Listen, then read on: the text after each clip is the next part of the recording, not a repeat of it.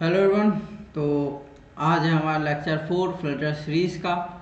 और आज हम पढ़ेंगे, देखो लास्ट क्लास में हमने पढ़ लिया था फॉर लूप, मैंने समझा देता एक बार। और तो आज हम पढ़ेंगे फॉर इन लूप, फिर पढ़ेंगे अपन फॉर ईच लूप, फिर while loop, do while loop और मैपिंग। आज अपन कंट्रोल स्टेटमेंट पूरा कंप्लीट कर देंगे, ठीक है। तो टाइम वेस्ट नहीं करते, स्टार्ट करते हैं अपन। ओके, यहाँ पे जाना, ठीक है। तो ये मैंने एंड्रॉइड स्टूडियो लास्ट मैंने आपको पढ़ाया था फॉर लूप, जहाँ पे मैंने प्रिंट करवाया था आई नंबर और प्लस हेलो वर्ल्ड भी प्रिंट कराया था मैंने। तो अपन अब इसका आगे का पढ़ेंगे, इसको रिमूव कर देते। देखो अब बात करते कि फोर इन लूप क्या होता है। ठीक है, फोर इन लूप के लिए पहले मैं आपको बताऊँ कि लिस्ट कैसे लेते हैं। देखो लिस्ट के लिए एक आता है ऑप्शन लिस्ट। अगर अपन को स्ट्रिंग लेनी है लिस्ट, तो यहाँ पे लिस्ट ऐसे भी लिख सकते हैं। अगर स्ट्रिंग नहीं भी लिखोगे तो भी चलेगा, ठीक है। तो यहाँ पे अपन लिस्ट लेंगे। अगर स्ट्रिंग नहीं भी लोगे तो भी चलेगा, मैं आपको ये सब बाद में बता दूंगा कि ये क्यों लेते हैं। तो मान लो अपन यहाँ पे स्ट्रिंग ले लेते हैं कोई भी स्टेट के नाम, राजस्थान और ओके और हरियाणा, और अपन ले लेते हैं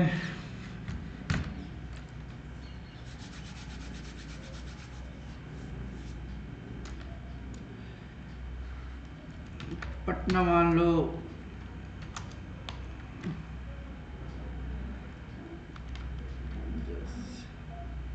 और ले लेते हैं अपन, चलो एक डिस्ट्रिक्ट भी लेते हैं, जयपुर ले लेते हैं अपन, ठीक है। तो मान लो 4 की लिस्ट है हमारे पास, ठीक है। और अपन को इसको शो कराना है। देखो एक तरीका होता है, अपन यहाँ पे प्रिंट करा सकते हैं लिस्ट, LIST लिस्ट नाम, ठीक है। बट इसको जब अपन प्रिंट करवाएंगे तो ये देखो कैसा आता है। देखो यहाँ पे लिस्ट आ गए, ठीक है, चारों नाम आ गए लिस्ट के। बट हमें ऐसा नहीं चाहिए, राइट। अपन को एक अच्छे से अच्छे फॉर्मेट में चाहिए होता है। तो अपन एक फॉर्मेट यूज़ करने के लिए हम यहाँ लगाएंगे for loop, for in loop. यहाँ अपन लिख देंगे लिस्टेड लिस्ट फॉर्मेट, ठीक है। यहाँ पे लिख देंगे variable list format in LIST, ठीक है। अब देखो यहाँ मैंने क्या किया है, यहाँ पे मैंने एक वेरिएबल लिया है लिस्ट फॉर्मेट, और किसके अंदर है, लिस्ट के अंदर, ठीक है। तो जो भी लिस्ट है वो इसके अंदर आ जाएगी एक फॉर्मेटेड रूम में। अब अगर अपन इसको प्रिंट करवाते हैं इस लिस्टेड लिस्ट फॉर्मेट, ओके, इसको अगर अब हम इसको प्रिंट करवाते हैं तो यहाँ पे डाटा कुछ ऐसा आएगा जो आप देख सकते हो। ये देखो ये डाटा आ गया। तो बहुत ही आसान है ये, ठीक है। और अब मैं बता दूँ ये काम का आता है फॉर इन लूप। देखो जब भी आप फायरबेस से या API से एक ऐसा जो डाटा होगा जो एक लिस्ट फॉर्मेट में है और उसको आप फैच करना चाहोगे, तो आपको फॉर इन लूप का यूज़ करना पड़ेगा। आई होप आपको बात समझ में आएगी, ठीक है। अगर नहीं आई स्टिल कोई बात नहीं, जब अपन फायरबेस करेंगे और जब अपन API फैच करेंगे तो मैं आपको डिटेल में समझाऊंगा और आपको उस टाइम अच्छे से समझ में आएगा। अभी बस इतना है कि इस एक फॉर्मेट में कैसे लेते हैं ऐसे, ठीक है।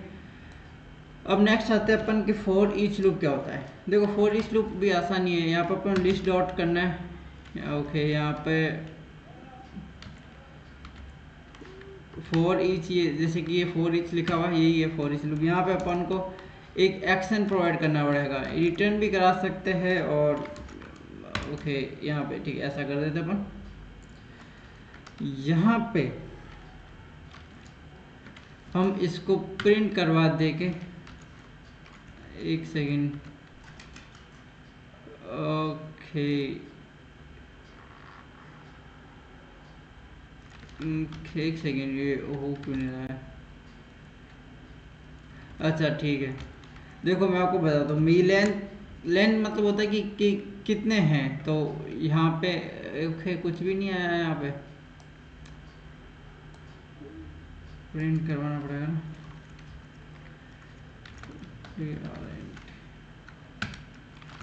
यहाँ पे प्रिंट नहीं हो रहा है ना। अच्छा हो रहा है, ठीक है। अब यहाँ पे लेंथ पता चला, एक जो भी लिस्ट है उसके अंदर हर एक वर्ड का देख रहा है ये, ठीक है। तो यहाँ पे एक एलिमेंट ही डाल के देख लेते हैं। एलिमेंट लिखोगे तो ये ऐसा आएगा सब, ठीक है। इसको भी ये ये भी जब अपन जेसन स्ट्रक्चर को कन्वर्ट करते हैं डार्ट में तब ये काम आता है, मतलब जब अपन मॉडल बनाते हैं, ठीक है। ये भी मैं आपको सब बताऊंगा कि क्या होता है जेसन स्ट्रक्चर, मॉडल क्या होता है, ये सब बताऊंगा मैं, बट अभी चीज़ें समझ लो ऐसा ही है, ठीक है। तो ये हमारा हो गया फॉर ईच लूप भी। अब अपन चलते हैं आगे, क्या करना था अपने, वाइल लूप। देखो वाइल लूप भी बहुत आसान है। देखो वाइल लूप और फॉर लूप में इतना कोई डिफरेंस नहीं है, ठीक है। जैसे कि मान लो यहाँ मैं लिखता हूँ वाइल, यहाँ पे कंडीशन आएगी।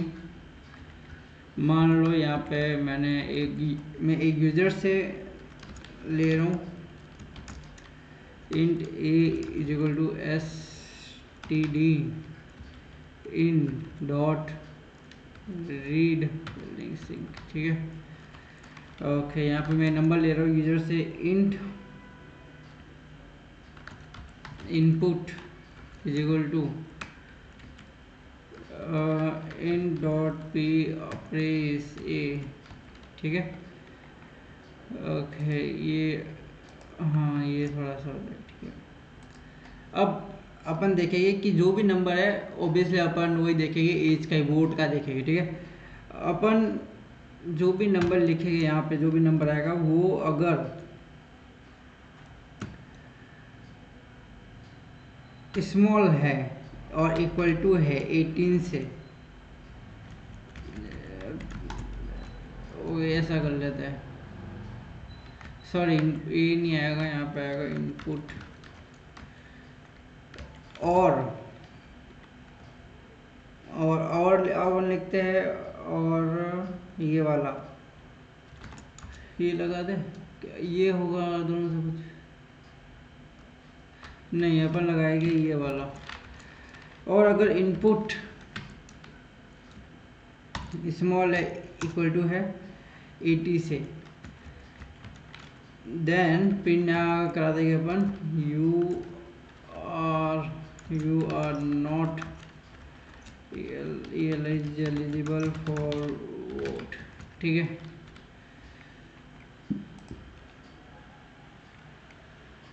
सॉरी ये वाइल लूप लगाया ना मैंने, ये कंडीशन नहीं चलेगी। ओ सॉरी सॉरी सॉरी, मैं गलत कर रहा हूँ।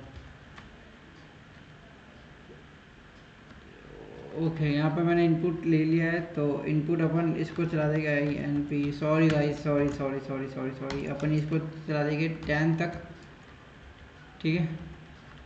और यहाँ पे अपन प्रिंट करा देंगे हेलो वर्ल्ड, और यहाँ पे जो इनपुट है इसको प्लस प्लस करवा देंगे। आई होप आप सही है। मेरे हिसाब से अभी भी मैं थोड़ा कुछ तो गलत कर रहा हूँ मैं। 4 1 2 3 4 5, ठीक है। मैं क्या गलत कर रहा हूँ, ठीक है। मेरे को आई थिंक एक और लेना पड़ेगा, int b is equal to 1, sorry 1। यहाँ पे अपन मैं डाल दूंगा बी, यहाँ पे मैं डाल दूंगा इनपुट। आई होप अब सही है, ठीक है। अब चेक करते हैं, मान लो मैं यहाँ लिखता हूँ 20, तो 20 बहुत सही, नहीं ये गलत है, बी मैंने 1, ओके ये शायद ऐसा हो जाएगा। देखो इसमें बहुत कंफ्यूजन रहता है, तो थोड़ा कोऑपरेट करना। 10, अरे ये क्यों नहीं हो रहा है, मैं 10 से, तो हाँ ये कंडीशन हो ही नहीं रही ना, ये अगर 10 से तो बड़ा ही है, ये मेरे हिसाब से बी इधर आएगा, या फिर और इनपुट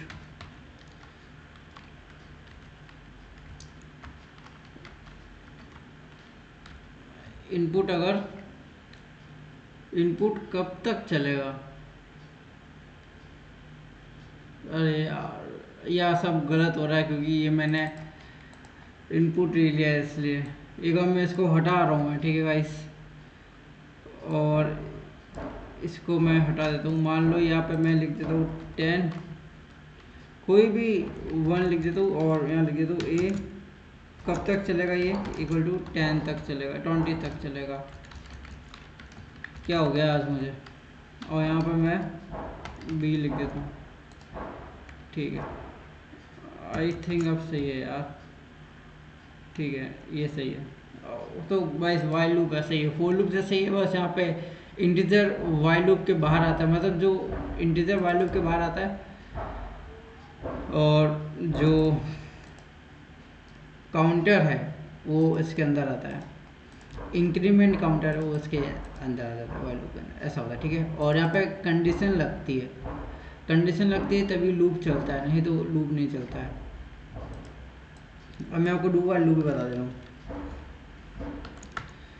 डू यहाँ आ जाएगा वाइल, यहाँ पे कंडीशन लग जाएगी, मान लो b is equal to 10 b, और यहाँ ये प्रिंट करेगा हमारे HELLO hello WORLD hello world, ठीक है। देखो ये कंडीशन मेरे अभी तक सही है, ठीक है, कि मतलब ऐसा हो सकता है, ये कंडीशन सही है तो लूप चलेगा, जो चलता ही जा रहा है। ऐसा क्यों हो रहा है ये समझ नहीं आ रहा है मुझे।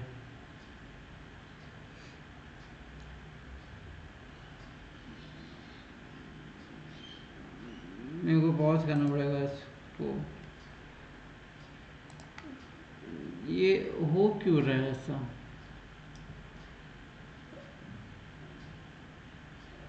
ओके अच्छा, मैंने यहाँ पे शायद ओके ओके सॉरी सॉरी, यहाँ पे बी प्लस प्लस भी होगा, माय मिस्टेक। एक्चुअली मैंने बहुत टाइम बाद यूज़ कर रहा हूँ मैं, तो ठीक है, ये देखो डेट्स ओके, ठीक है, इसलिए लूप चल गया क्योंकि कंडीशन सही है। बट अगर मान लो मैं कंडीशन डालता हूँ गलत ये, तो आपको क्या लगता है गाइस, चलेगा? कंडीशन गलत है, देखो मैंने लिखा है यहाँ पे b इज इक्वल टू 1, ठीक है। ये कह रहा है कि b 1 से ज़्यादा होना चाहिए, 10 से ज़्यादा होना चाहिए तभी लूप चलेगा, बट 1 10 से कम है, ये कंडीशन रॉन्ग है। बट स्टिल ये एक बार तो चलेगा, देखो हेलो वर्ल्ड आ गया, ये तो ये एक बार चल गया। तो डू वाइल में ये खास बात होती है कि जो डू होता है भले ही कंडीशन रॉन्ग होगी बट वो एक बार तो प्रिंट करेगा हेलो वर्ल्ड, ठीक है। डू वाइल भी हो गया। मैपिंग, मैपिंग भी करोगे, मैपिंग से पहले मैं आपको थोड़े स्टार पैटर्न बता दूंगा क्योंकि वो पूछते हैं बेसिकली इंटरव्यू में, ठीक है। देखो मैं आपको एक अच्छी चीज़ बताता हूँ, मान लो यहाँ पर मैं int a is equal to 5 ले लेता हूँ, 2-3 ही बताऊँगा, ज़्यादा नहीं बताने वाला क्योंकि बेसिकली इंपॉर्टेंट है यूआई हमारे लिए। तो फॉर लूप लगा देता हूँ मैं यहाँ पे, int I is equal to 1, I equal to a और आई प्लस प्लस, ठीक है। यहाँ पे और मैं यहाँ पे लगूंगा nested for loop, for loop के अंदर फॉर लूप, फॉर लूप में या इसको मैं दे दूंगा J is equal to 1, J equal to I और यहाँ हो जाएगा जे प्लस प्लस। तो यहाँ पर मैं आपको प्रिंट करा के दिखा देता हूँ स्टार, और यहाँ पे मैं प्रिंट करा दूंगा, सॉरी ये वाला नहीं होगा, ये हो जाएगा, ठीक है। देखो इसका मतलब तो तुमको पता ही होगा, मतलब एक लाइन को मैं छोड़ रहा हूँ बेसिकली। तो अब अपन प्रिंट करके देखते हैं क्या आता है रिजल्ट। जो रिजल्ट नहीं आया, एक सेकेंड, लाइन होता है क्या?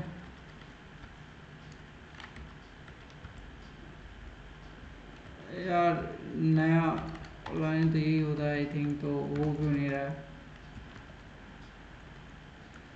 रुको एक सेकंड, मेरे को एक बार चेक करना पड़ेगा इस फॉर लूप के अंदर ये आएगा, हाँ ये एवरीथिंग सही है, फिर हो क्यों नहीं रहा है ये? मैं कुछ गलती कर रहा हूँ क्या? एन स्लैश एन प्रॉब्लम का है।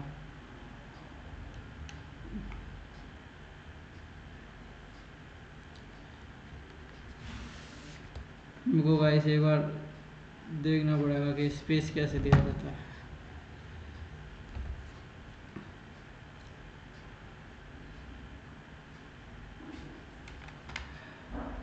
ऐसे इससे ही दिया जाता, बता रहा है रॉन्ग क्यों बता रहा है, ये रॉन्ग क्यों बता रहा है। एक सेकेंड, ये नहीं होगा, आना तो इधर ही चाहिए। कैसे तो शायद अपन इसका कल देखेंगे। मैं ये कोड एकदम सही है मेरे हिसाब से। ए की वैल्यू 5 ली आई, आई इक्वल टू 5 तक चलेगा, ए प्लस प्लस सपोज, फिर जेलू भी आई तक चलेगा, जेलू प्लस प्लस, फिर प्रिंट मैंने स्टार प्रिंट किया, फिर प्रिंट मैंने स्लैश एन प्रिंट किया है। कोड मेरा बिल्कुल सही है, अपन कल देखेंगे इसके बारे में कि एग्जैक्टली चीज़ है क्या, है ना। तो आज अपन मैप देख लेते हैं कि मैपिंग क्या होती है। देखो मैप बहुत अच्छी चीज़ है, क्योंकि आप अगर एपीआई फैच करोगे तो उसमें डाटा मैप के थ्रू ही मिलने वाला है। ठीक है, तो मैप बेसिकली यहाँ पे देखो दो चीज़ लगती है। यहाँ पे अपन को लगेगा स्ट्रिंग, अरे यार क्या हो गया आज, STR स्ट्रिंग, और यहाँ पर लगा देंगे डायनेमिक। यहाँ पे अपन मैप कुछ भी दे देंगे, और यहाँ पे ऐसा होगा, यहाँ पे अपन देंगे मान लो नेम, तो मैं मेरा नाम दे दूँ यहाँ पे NIKHIL निखिल। यहाँ पे मैं लिखता हूँ ओके, यहाँ पे मैं लिखता हूँ प्रोग्रामिंग, PROGRAMMI प्रोग्रामिंग ही लिख देते हैं। यहाँ पे लिख देता हूँ मैं FLUTTA फ्लाटा, ओके।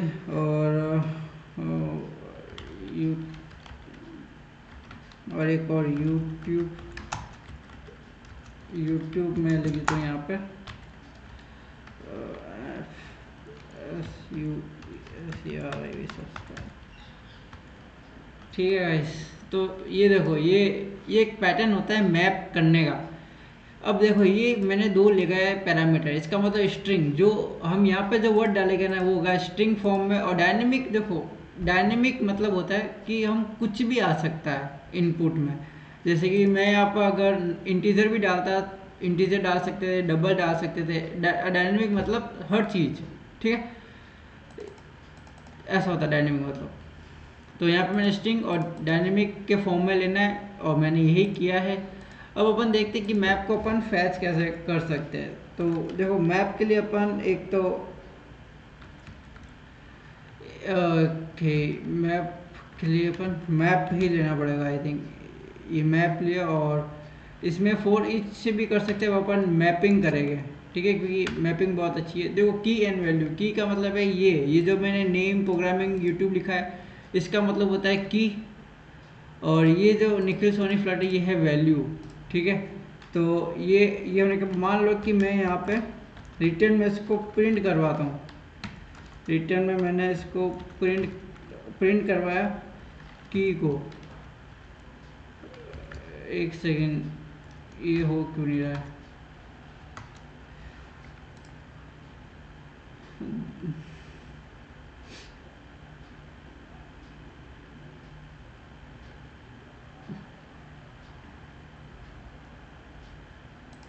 यहाँ पे वैल्यू लिख रिटर्न हटाओ क्या, वो है रिटर्न नहीं, रिटर्न तो आएगा, रिटर्न के बिना गाइस बात नहीं बनेगी। यहाँ पे RETURN रिटर्न, ओके। यहाँ पे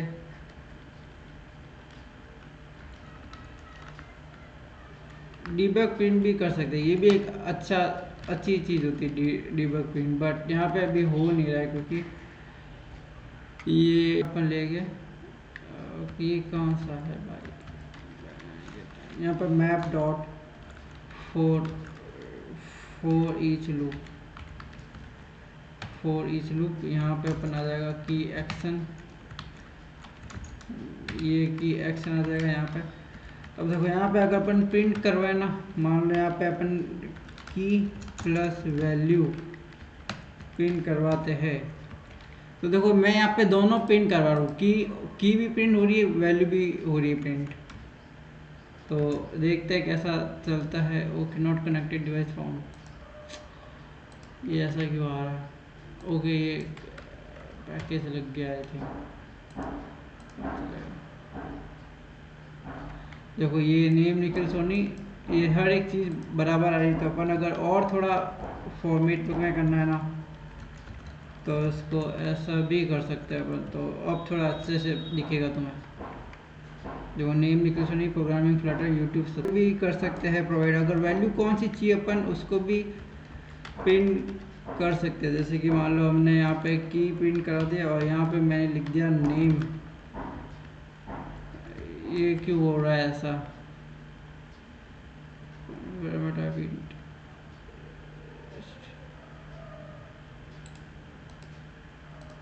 एक सेकेंड, यहाँ पे मैं अगर टू स्ट्रिंग करके देखूँ क्या?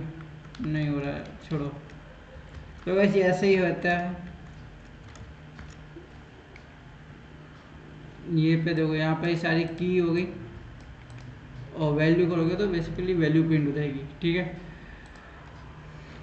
एक और तरीका होता है, मेरे को वो शायद सर्च करना पड़ेगा, जहाँ से हम की के थ्रू अपन वैल्यू, वही मेन होता है बेसिकली।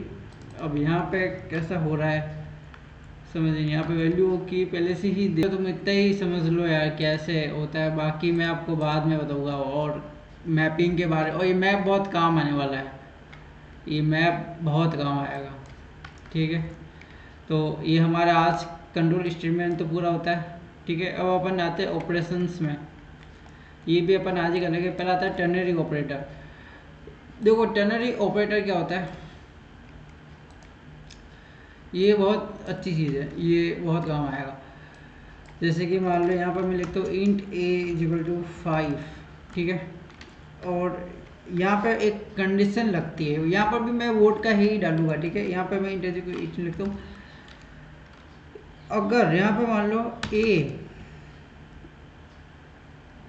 बड़ा है, a अगर बड़ा और इक्वल टू है 18 से, ग्रेटर देन इक्वल टू 18, तो अगर ये कंडीशन ट्रू हुई तो अपन यहाँ लिख देंगे eligible, eligible for vote. Otherwise अगर फॉल्स हुई तो ये हो जाएगा not eligible for vote.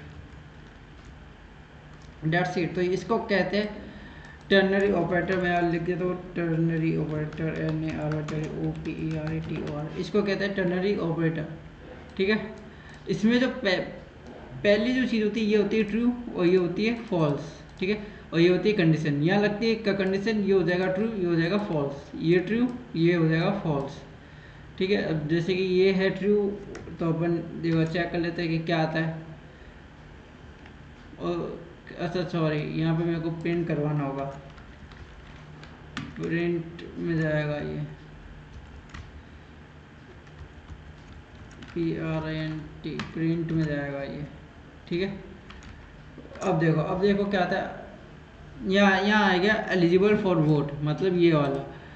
But अगर अपन यहाँ लिख देते हैं, इस कंडीशन को अपन फॉल्स कर देते हैं, मतलब 17, तो अब क्या लिखा आता है, नॉट एलिजिबल फॉर वोट। ठीक है।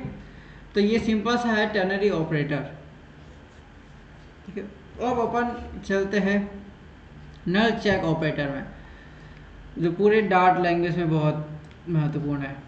देखो नल चेक ऑपरेटर क्या होता है, मान लो मैंने इंट लगा दिया, इसको ए और खाली कर दिया। ठीक है। और यहाँ पे मैं इसको नॉर्मल प्रिंट कर देता हूँ, जो ये होगा नहीं प्रिंट। क्यों? क्योंकि ये क्या कह रहा है, the non nullable local variable A must be assign before it can be used. ये कह रहा है कि ये ए नल है। अगर ए नल है, ये नॉन ननेबल वैल्यू है, मतलब ये वैल्यू नल हो ही नहीं सकती। मतलब इसमें कोई ना कुछ वैल्यू होनी चाहिए, कुछ डाटा होना चाहिए, ये खाली नहीं हो सकता। बट अगर अपन यहाँ पे ये कर देते हैं, यहाँ अरे यार ये या फिर देखो अपन यहाँ पे ऐसे करके ये करते हैं तो वैल्यू हो जानी चाहिए, बट ओके यहाँ पे करते हैं, यहाँ पे ऐसे, सॉरी यहाँ पर भी नहीं, यहाँ पे देखो अब वो हट गया डाटा, ठीक है। अब अपन चला के देखते हैं कि क्या वैल्यू आती है। यहाँ पे क्या वैल्यू आई, देखो नल आई, ठीक है। अब इसका मतलब क्या है, ये जो मैंने ऑपरेटर लगाया ना, ये क्वेश्चन मार्क जो मैंने लगाया, इससे हुआ क्या, तो ये क्वेश्चन मार्क इसको सिस्टम को ये बता रहा है कि ये जो वैल्यू है ये नल हो सकती है, ठीक है। ये नॉन नलेबल वैल्यू नहीं है, ये वैल्यू नल हो सकती है और नहीं भी हो सकती है। तो जब ये वैल्यू नल है तो इसने क्या बता दिया कि वैल्यू नल है, इसमें कोई वैल्यू नहीं है, ठीक है। बट इसका एक और अच्छा फायदा क्या है, अगर अपन यहाँ पे ए डाल के डबल डाल के यहाँ लिख देते अपन, मान लो यहाँ पर वैल्यू डालते हैं 6 ठीक है। अब देखो क्या वैल्यू आती है, ये अपन ने किया, क्या वैल्यू है 6 देखो अब देखो ये मैंने अब किया है, यहाँ पे मैं आपको ये बताता हूँ। मैंने ये जो क्वेश्चन मार्क यहाँ पे लगाया, मैंने सिस्टम को ये बताया कि ये वैल्यू नल हो सकती है, ठीक है। नल लेबल वैल्यू है, नल हो सकती है। तो जब सिस्टम ने देखा कि हाँ ये वैल्यू नल हो सकती है और ये वैल्यू नल है, मैंने यहाँ पे कोई वैल्यू नहीं दे रखी है, तो मैंने यहाँ पे इसको एक और चीज़ बताई कि अगर ये ए जो है, ए वेरिएबल है, अगर इसकी वैल्यू नल होती है तो तुम प्रिंट कर देना ये 656565, ठीक है। ये जो मैंने लगाया ना, ये भी एक टर्नरी ऑपरेटर है, उसका बहुत शॉर्ट वर्जन है, ये टर्नरी ऑपरेटर का बहुत शॉर्ट वर्जन है। तो मैंने तो सिस्टम में कहा कि हाँ ये वैल्यू नल है तो प्रिंट कर दो 656565, ठीक है। तो उसका मतलब ये है। अब चलते हैं दूसरे ऑपरेटर में, ये तो समझ में आ गया होगा कि यहाँ पे वैल्यू नल आ गई। अब दूसरा होता है ये वाला ऑपरेटर, ओके। ये आई थिंक ये हालांकि यहाँ लगता है, देखो ये वैल्यू ना, इसका जो मतलब होता है ना, इसमें कभी भी एरर नहीं जाएगा। क्वेश्चन मार्क में तो जा सकता है, बट इसका मतलब है कि ये जो ए है इसकी वैल्यू कभी नल हो ही नहीं सकती। तो मान लो मैं यहाँ पर वैल्यू देता हूँ तो यहाँ पे ऐसे सही हो जाएगा ये, आई थिंक ये भी यहीं लगेगा यहाँ पे, ठीक है। ये ऐसा नहीं लगता है, ये जब मेन कोडिंग करेगा ना तो मैं आपको बताऊंगा। बल्कि इसका मतलब ये होता है कि इसकी वैल्यू नल हो ही नहीं सकती, जहाँ पे एक्सक्लेमेशन मार्क आता है ना, इसका मतलब होता है कि इसकी वैल्यू नल हो ही नहीं सकती। तो ये दो नल चेक ऑपरेटर है, इसका बहुत ध्यान रखना पड़ेगा हमको पूरी डार्ट प्रोग्रामिंग में, क्योंकि बहुत इंपॉर्टेंट है ये दोनों, ठीक है। ओके, तो नल चेक ऑपरेटर भी हो गए हैं। अब आते हैं हम क्लास, ऑब्जेक्ट और इनहेरिटेंस के बारे में। तो ये अपन करेंगे नेक्स्ट लेक्चर में, क्योंकि ये बहुत इंपॉर्टेंट है, क्योंकि हमारी पूरी डार्ट क्लास ऑब्जेक्ट के लैंग्वेज में चलता है, ओपीपी प्रोग्रामिंग ही है। तो उसको अच्छे से समझना पड़ेगा हमें कि कैसे इनहेरिटेंस करते हैं। देखो ऐसे तो इसके बहुत सारे होते हैं ना, पॉलीमॉर्फिज्म होता है, एब्स्ट्रैक्शन होता है, बट वो इतने इम्पोर्टेंट नहीं है। हमारे पूरे ऐप बनाने में जो सबसे 90% जो ओपीपी प्रोग्रामिंग लगती है वो है इनहेरिटेंस लगता है, ऑब्जेक्ट और क्लास, ठीक है। फिर ये है हमारा लास्ट स्टेप, फिर पार्ट 2 में आ जाएगी अपन इंटरमीडिएट में, जहाँ पे अपन यूआई बनाना सीखेंगे बेसिकली। तो तब तो आज के लिए गाइस बहुत है। अब मिलते हैं अपन नेक्स्ट लेक्चर में, और अगर वीडियो अच्छी लगी तो प्लीज़ चैनल को सब्सक्राइब करना, लाइक करना वीडियो को, और शेयर भी करना अपने दोस्तों के साथ। जय